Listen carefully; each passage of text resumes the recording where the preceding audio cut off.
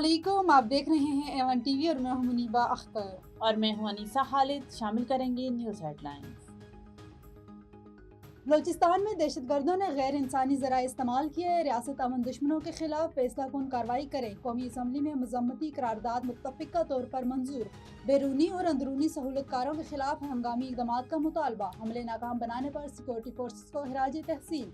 Opposition जमात भी हुकूमत के साथ हम आवाज़ भारत पाकिस्तान में दहशतगर्दी को हवा दे रहा है। आखिरी दहशतगर्द के खात्मे तक जंग जारी रखेंगे। बैरिस्टर गौहर का खिताब। असद कैसर का नेशनल एक्शन प्लान पर मुकम्मल अमल दरामद का मुतालबा। बोले दहशतगर्दी की बुनियादी वजूहात तलाश करना होंगी। पाकिस्तानी झंडे तले आ जाओ तो ठीक, वरना वही करेंगे जो मुल्क दुश्मनों के साथ किया जाता है। वज़ीर दिफा ख्वाजा मोहम्मद आसिफ का दो टोक पैगाम। कहा, लोगों को मारने वालों से कौन बात करेगा।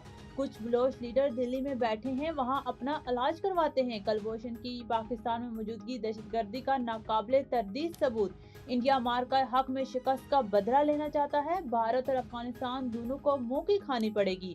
वज़ीर इत्तलात अता तारिब बोले, उम्मीद है आप नेशनल एक्शन प्लान पर अमल दरामद करेंगे। वज़ीर आज़म और वज़ीर आला सोहेल अफरीदी की मुलाकात से बर्फ पिघलेगी। बानी पीटीआई सजा याफ्ता और कैद में हैं, इनकी सेहत से मुतालिक हुकूमत की जिम्मेदारी है। आजम नजीर तारड़ का सेनेट में खिताब। कहा, बानी ने खुद पिम्स में चेकअप की ख्वाहिश जाहिर की। आंख में खून सप्लाई के लिए इंजेक्शन लगाया गया। पिम्स बोर्ड ने चेकअप के बाद रिपोर्ट तसल्ली बख्श करार दी। इन्हें कानून और ज़ाब्ते के तहत तमाम सहूलतें मिलेंगी। और बलूचिस्तान हमलों में भारत और गैर मुल्की सहूलतकारी बेनकाब। हलाक दहशतगर्दों का असलहा और दीगर साजो सामान गैर मुल्की साख्ता। हर दहशतगर्द को 20 से 50 लाख के असले से लैस किया गया। हलाक दहशतगर्दों से नशा और अद्वियात और इंजेक्शन भी मिले। माहिरीन के मुताबिक इसराइल पाकिस्तान के खिलाफ दहशतगर्द मिलिशिया की मदद कर रहा है।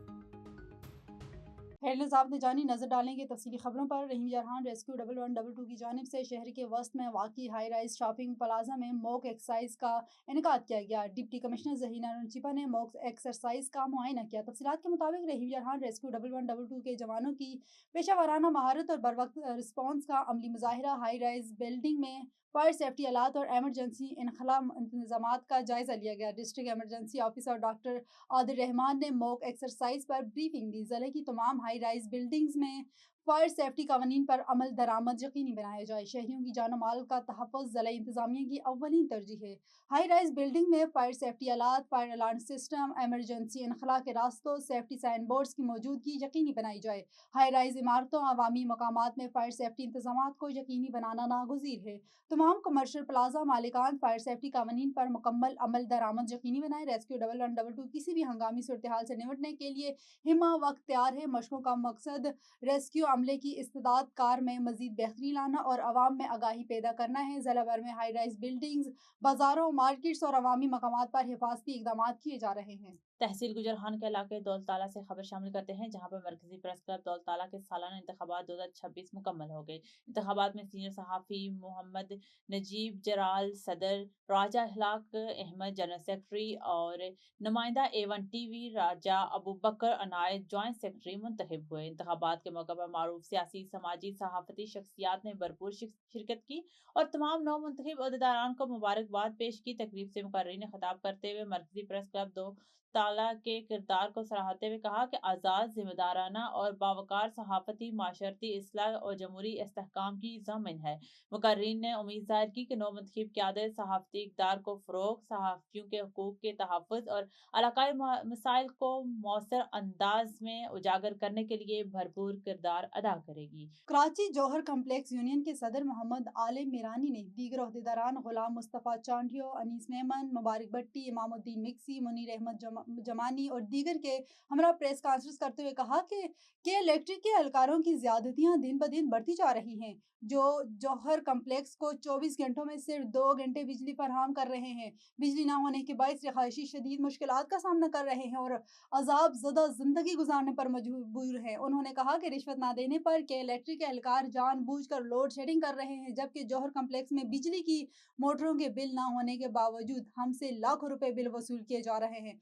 انہوں نے مزید کہا کہ جوہر کمپلیکس کے سابقہ عہدیداران کی غفلت اور کرپشن کے باعث 1 کروڑ روپے سے زائد کی بجلی کے بقایا جات تھے جنہیں ہم آہستہ آہستہ ادا کر رہے ہیں۔ ان کا کہنا تھا کہ اس وقت ہم جوہر کمپلیکس میں بہتری لا رہے ہیں، تاہم سابقہ ہارے ہوئے امیدوار سازشیں کر رہے ہیں، مگر ہم نیک نیتی کے ساتھ اپنی ذمہ داریاں نبھا رہے ہیں۔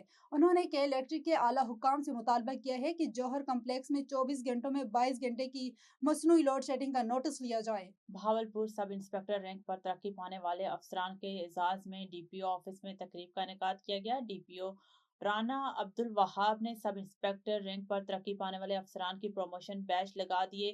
ڈی پی او آفس میں ترقی پانے والے افسران کے اعزاز میں سادہ مگر پروقار تقریب کا انعقاد کیا گیا۔ ڈی پی او رانا عبدالوہاب کا کہنا ہے کہ عہدہ اللہ تعالیٰ کی طرف سے دی گئی امانت ہے، ایمانداری سے فرائض انجام دیں۔ تقریب میں ترقی پانے والے افسران کے اہل خانہ کی بھی شرکت ہوئی۔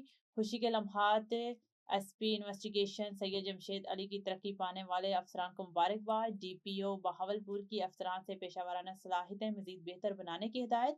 سب انسپکٹر کے عہدے پر 16 افسران کو ترقی، پولیس فورس کے باوقار بلند کرنے کا عزم کا اظہار۔ ڈی پی او رانا عبدالوہاب کی ترقی پانے والے افسران اور اہل خانہ کے لیے نیک تمناؤں کا اظہار۔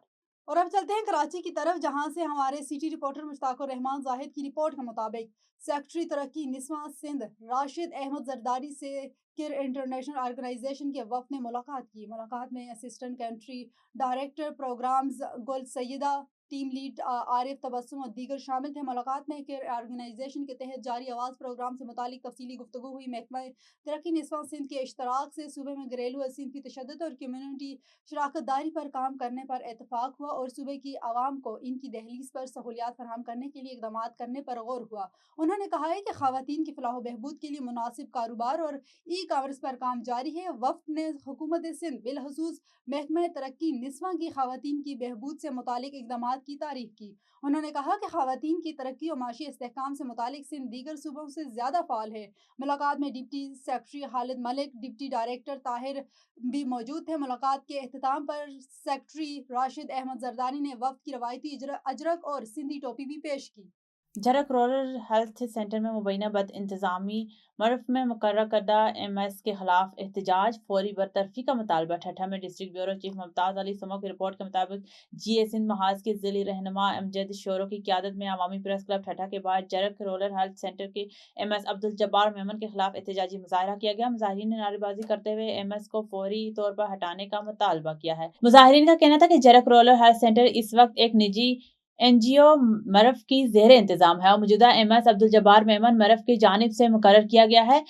ان کے مطابق موجودہ انتظامیہ کے تحت مریضوں کو بنیادی طبی سہولیات تک میسر نہیں اور اسپتال میں شدید بد انتظامی پائی جا رہی ہے۔ احتجاجی شرکا نے الزام عائد کیا ہے کہ ایم ایس کا رویہ ملازمین کے ساتھ نامناسب اور اسپتال انتظامیہ معاملات درست کرنے میں نہیں آ رہی، جس کے باعث صحت کی سہولیات بری طرح متاثر ہو رہی ہیں۔ مظاہرین نے مطالبہ کیا ہے کہ مرف کی جانب سے مقرر کردہ ایم ایس کو فوری طور پر ہٹا کر کسی ایماندار، باصلاحیت اور ذمہ دار افسر کو تعینات کیا جائے تاکہ جھرک رورل ہیلتھ سینٹر میں صحت کی سہولیات بہتر بنائی جا سکے۔ بصورت دیگر احتجاج کا سلسلہ جاری رکھا جائے گا۔ انہوں نے اعلیٰ حکام سے مطالبہ کیا ہے کہ جھرک رورل ہیلتھ سینٹر کی صورتحال کا فوری نوٹس لے کر شفاف تحقیقات کرائی جائیں۔ نیوز اسٹوڈیو سے فی الوقت اتنا ہی۔ مزید کسی بھی خبر سے باخبر رہنے کے لیے دیکھتے رہیے A1 TV۔